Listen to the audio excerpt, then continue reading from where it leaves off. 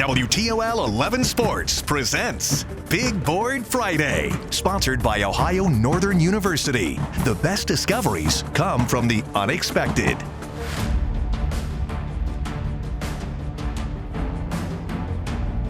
And by Charlie's Dodge Chrysler Jeep Ram. Doing it different, doing it right.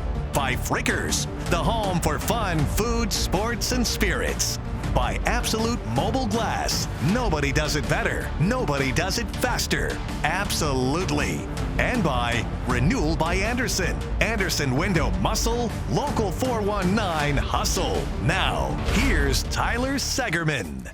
Good evening, everyone, and welcome into the start of a new season for Big Board Friday, sponsored by Ohio Northern University. Yes, the transition from football to basketball is upon us, and we are excited for it. Appreciate all of you for tuning in. Nearly a dozen games we've got covered on the hardwood tonight between boys and girls hoops. But before we tip off those highlights, there's still some business to take care of on the gridiron. Central Catholic back in Canton for the fourth straight season. Irish aiming to avenge last year's state championship loss and capture the seventh title in program history. Tom Benson Hall of Fame Stadium becoming very familiar with Greg Dempsey and the school. Central matching up once again with Bishop Watterson for the third consecutive year. Eagles with possession. They're going to go to the ground game, but the running back brought down in the backfield thanks to a host of Fighting Irish. However, Watterson would jump out to a 14-0 lead. So Central now looking to get on the board. Ollie Baydoun airing it out to Preston Frizel, and what a catch there by the Notre Dame commit. Unfortunately, no points would come off that drive. So the Irish defense now looking to get the ball back. And how about Keon Robinson deep in his own territory, picks the ball off and gets the Irish the ball back. However, 17-0, they'd be trailing at the break. So second half we go. Baydoun again looking to get some magic happening, but the pass is overthrown, intercepted by Watterson in the fourth quarter. They are now on the doorstep, but the defense once again coming up clutch. Zenijay Leggins, the big man, picking it off himself. The interception keeps the Eagles off the board, and now Central trying to get some points, but it would not be tonight as they get shut out for the first time since 2016. 30-0, Central Catholic ends up losing tonight in the D3 state title game. Here's Chase Bachman with reaction. Central Catholic came to Canton hoping to get revenge over last year's state final loss, but it was not meant to be. Bishop Watterson looked even better this year around and shut out the Irish 30-0. The scoreboard says it all. Just did a poor job of having our team ready to come out and play tonight, and we got beaten every facet of the game. And that's head coach's job in a game like this to make sure that doesn't happen. It's such an accomplishment, but our kids and what they've been through the last 4 years, this is all they know. I mean, 4 years of their high school experience is ended the state championship, which is an accomplishment that I don't take for granted, but so many schools would trade places for you to be sitting where we're at right now. But these guys have tasted the victory part of this too, so that makes this even hurt more. Another incredible Central Catholic season comes to an end, and once again, it's in a state final loss. I'm going to stick around in Canton, though, through Saturday as we cover Hopewell Loudon and Liberty Center in their state final games. Reporting from Hall of Fame Stadium in Canton, Chase Bachman, WTOL 11. Thank you, Chase. To basketball now. Toledo City League introducing a new Legends tournament this weekend, honoring the history of hoops within the Glass City. Rogers the host site for this inaugural event, and the Rams scoring quickly. Delvin Stone pulling up from the wing, and that falls to put the Rams up early. Wait, though, hanging around. They're going to get the ball up ahead to DeMonte Perez. He gets the easy bucket, and the Indians staying in it. Rams, though, continuing to keep their foot on the pedal. Great pass here to Stone down low. He'll lay it up and in. Then shortly after, off the turnover from Wade, it's O.J. Waller going to pull up from deep, and he's going to cash in 3 of those. Rogers goes on to pull away 65-33, getting the win tonight. The game that preceded them featured the Hawks from Maumee Valley Country Day, who took on Ben Lippen out of South Carolina. Hawks out to a quick start. Jabin Price here with the jumper from the elbow, and that would spark a great start for Valley. Later, Hawks in transition now. Here's a look to Nashir Wilson, who lays it in for the easy bucket off glass. Maumee Valley in control. Hawks again out and running. This time, Kieran Stokes here with a nice little floater at the free throw line. They are all but rolling in this one, and then in transition again, it's Stokes, this time going to back it up some, splashing home a 3, and Maumee Valley goes on to get the win 68-62. Staying in the City League, Bulldogs and Bears battling as Scott and Woodward both seeking its first win on the young season. Opening quarter, Polar Bears inbounding to Zion King, who goes right up from underneath, lays it in for 2 points. And then later, Woodward keeping the ball on their side. Davey or Watson going to let it fly, and that ball bounces around a little bit, but eventually goes home. That's the home roll, of course. And then later, more from Woodward here. They're going to find King again. This time he's going to post up and get the jumper to fall. Woodward edges out Scott tonight, 53-48. They get the victory. Down in Lima, Battle of the Spartans start opening its season against the defending City League champs. Opening quarter, Ja'Kiah Jefferson going to go one-on-one here. A nice drive gets the scoring started as the Spartans stay close early on. And then check out this play. Kalen Hornbeek going to go baseline for the two-handed dunk. High flyer. Love to see that. Lima senior, though, would pull away behind 30 points from Sean Foster, and start falls 90-51.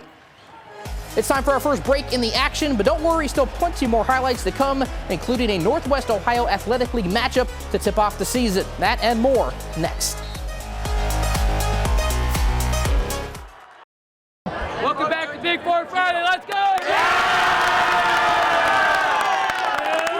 Thank you, Swanton student section. Welcome back. Speaking of the Bulldogs, the chance to play a league foe at the start of a new campaign, always compelling. Although Evergreen and Swanton's game tonight didn't count toward the NWAL standings, best believe the energy, as you just saw inside that gym, still very much felt that way. Vikings and Bulldogs eager to get their season started tonight. Evergreen they split these two matchups a season ago. Swanton starting off a new era, of course, with their new head coach, Eric Braden. Second half, we picked this one up. Bulldogs trailing by double digits, but Evan Reinhardt looking to bring them back. Crossover there, hits the mid-range. This game physical. Vikings, though, getting down underneath. After one miss, Quentin Isel follows up and gets the and one himself to keep the Vikings at bay, or in the lead, Then later in transition, it's Isel going to get a reward here off a feed. Alley-oop for the two-handed jam. Vikings building momentum in the second half. Finally, Swanton looking to bring the ball up here. George Allendorf, though, going to pick it off. Eventually, he'll find Troy Manns, who uses the glass for the score in the transition bucket. Evergreen spoils the Eric Braden debut. They get the win on the road, 68-51. Steve Iwanek has more. Well, this was the season opener for both Swanton and Evergreen. Still felt like it was a little bit of a football game out there. Very physical, lots of fouls in this one, but Evergreen just a bit more crisper. Didn't turn the ball over as much as they get a road win to start off their season, 68-51. In the locker room after the game right there, we just talked about that grit that we showed, especially when it got very physical. And so our guys, I said that last year, we probably were not going to be that type of response. Very mature effort out of our guys, and it helps to have guys that are extremely skilled and put a lot of time in the offseason, because that's why they're able to break a press. That's why they're able to get to the rim. We've got to play without fouling. And I know part of that was just matching their intensity and their physicality, but we got to be able to move our feet, keep getting deflections, keep being aggressive, but just make sure that we're doing it the right way and we're not fouling. It's fun. It's a fun environment when everybody's louding up on you, but we just know that we practice hard and coach has us prepared, so we're ready for anything that we can face. So Evergreen, they improved to 1-0 to start the 2025 season. They're going to be on the road tomorrow night when they take on Otsego. Here in Swanton, Steve Iwanek, WTOL 11. Appreciate it, Steve. Traveling along County Road H and into Delta, the Panthers aiming to jump into the win column as they played host to Tenora. First quarter, we go. First possession as well. Rams rip the rock. And a couple passes there leads to Jared Neff banking one in. Delta, though, responding later on. The dribble drive here leads to a bullet pass to the corner. Ashton Alec burying the three ball. All three of those. Rams now with possession on the inbound. Neff going to get it eventually into the hands of Josh Lieb. Thought about passing it, but decides, hey, I'm just going to shoot because I can cash that in. And then later, Tenora using some strong defense. Anyway, I apologize. Rams get the victory, 44-26 in a low-scoring affair.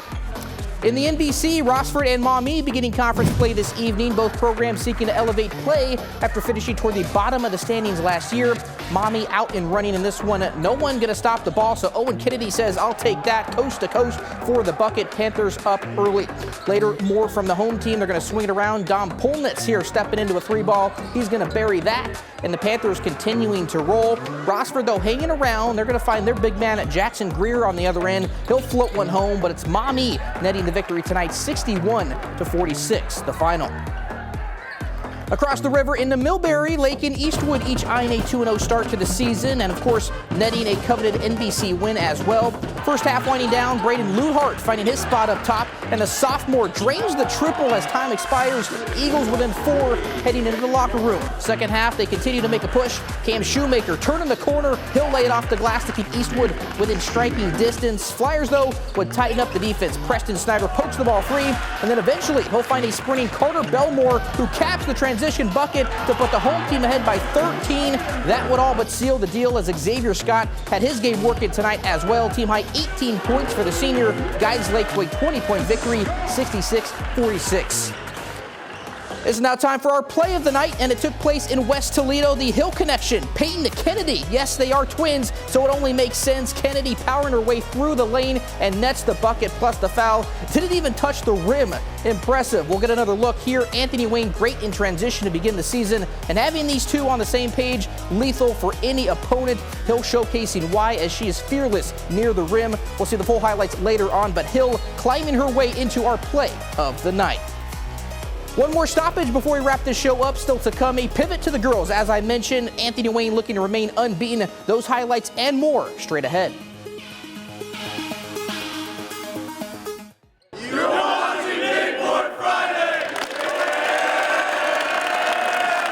Thank you to the Genoa student section. We'll see that game here in just a few moments. Welcome back. After securing the school's first state runner-up finish last season in girls basketball, Anthony Wayne has been eager to pick up right where they left off, and so far, Lady Generals have been dominant. 2 victories already over Northern Lakes League teams. Chandler Adams now in charge of the program. His group seeking a 3-0 mark as they laced up against Whitmer. This game competitive from the jump. Madison Finch here going to drive for the Panthers. She'll notch the underhand layup and puts 2 points on the board for the home team. Generals, though, still ahead and looking to add more. The Hill connection, Peyton to Kennedy. You saw it earlier. There's the and one for Kennedy as she nets the bucket plus the foul. Later, just seconds before the break now, ball working out to Hill. She can back it up some as well because she can shoot and she can fly. Cashing home the 3, nothing but net at the buzzer. Generals up double digits at halftime.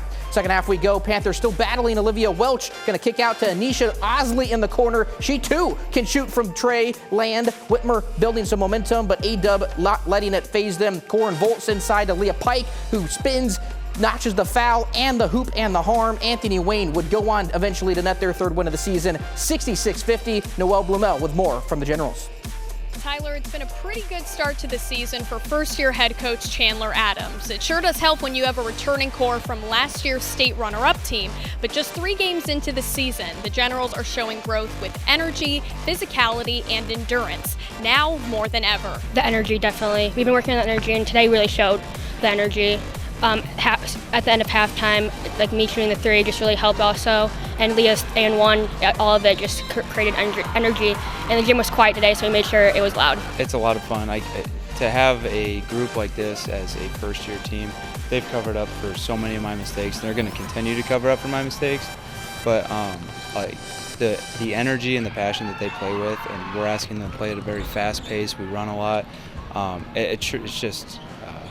I don't know. I really don't have the word for what it is, but it's not lost on me how fortunate I am to get this group of girls in the first team. The Generals are now 3-0 on the season and will head to Westerville on Sunday to face Westerville South High School. But for now, reporting from Whitmer High School, Noelle Blumel, WTOL 11.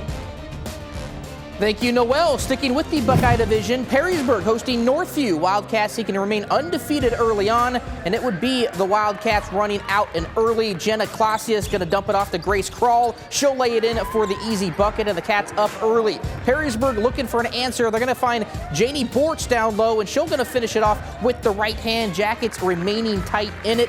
Too much, though, from Northview tonight as they're eventually going to work it over here to Aubrey Tukolsky. She'll knock down the triple right there, all 3 of those. Boom. Northview grabs the win tonight, 56-40, as they remain undefeated. To the impact zone we go. Genoa, fresh off its first win last night, aiming to double that up with a matchup against Woodmore. Opening possession of the game. You just saw her right there. Here she is again. McKenna Moritz flying in and turning defense quickly into offense. The junior setting the tone. She'd finish with a team-high 23 points. Other end, Camille Strong going to spot up from the free throw line. That swishes home to give the Bobcats some momentum, or Wildcats, excuse me. Team-high 14 for her. The second quarter, here's Molly Howard underneath. Bucket outclassed the Band-Aid. Woodmore standing tall, but Comets would not lift their foot off the pedal. Addison Moritz here driving through the lane, using the glass to perfection, and Genoa pulls away in the second half to net the win 66-31. Well, that's going to do it for our first Basketball Big Board Friday of the season. If you missed any of the highlights or want to rewatch the show again, head to our website or W11 Plus for the content. Always a pleasure bringing you our coverage from our entire team. Thanks for tuning in. We'll see you next time next week. Best of luck to Hopewell Loudon and Liberty Center tomorrow as they compete for a state championship in football. Take care, everyone.